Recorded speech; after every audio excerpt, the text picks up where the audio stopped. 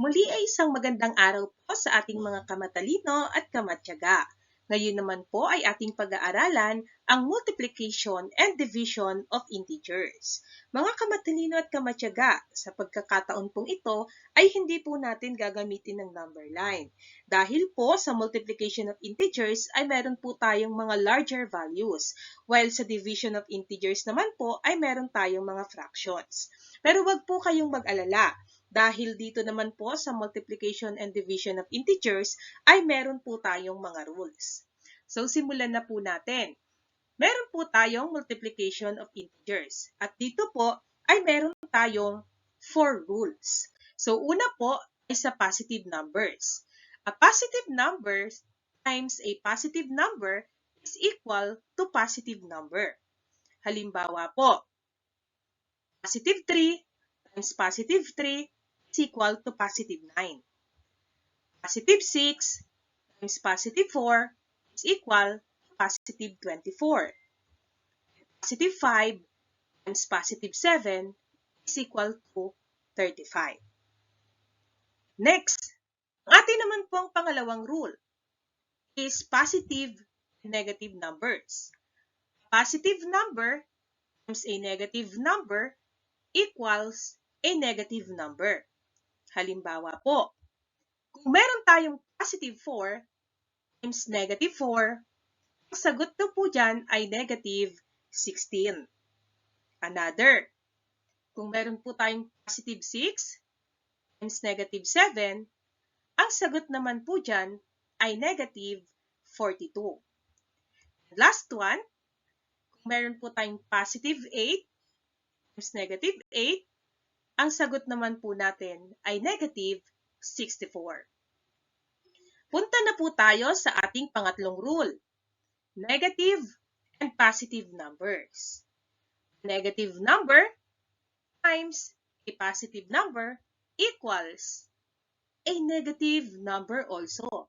So, tingnan na po natin ang ating halimbawa. Negative 4 times positive 5 is negative 20 or equals negative 20. Negative 6 times positive 8 equals negative 48. And negative 7 times positive 9 is equal to negative 63. Proceed na po tayo sa ating pang-apat na rules, negative and negative numbers. So, a negative number times a negative number equals a positive number. Halimbawa, negative 6 times negative 6 equals positive 36.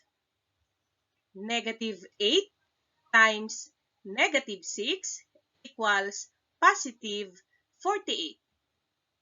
And negative 5 times negative 10 is equal to positive 50. So, ganyan lang po ang ating apat na rules in multiplication of integers. So, now, let us proceed to the division of integers. Katulad lang po ng multiplication of integers, meron lang din po tayong susundin na apat na rules. So, unahin na po natin sa positive number. A positive number divided by a positive number is also equal to a positive number. Halimbawa, positive 16 divided by positive 4 equals positive 4. Positive 24 divided by positive 12 equals positive 2. And positive 42 divided by positive 7 is 6 or equals positive 6. That's the first rule.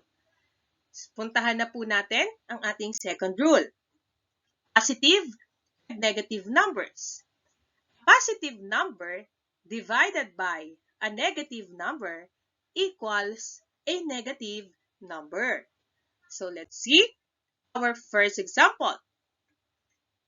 Positive 36 divided by negative 6 is equal to negative 6. Next, we have positive 45 divided by negative 9 is equal to negative 5. And last, positive 60 divided by negative 10 is equal to negative 6. Alright, so let's proceed now to our third rule, the negative and positive numbers. So a negative number divided by a positive number equals a negative number. Tingnan na po natin ang ating mga example. Start with negative 20 divided by positive 10 is equal to negative 2. Okay? And example number 2, negative 35 divided by positive 7 is equal to negative 5. And last one, negative 48 divided by 6 is equal to negative 8.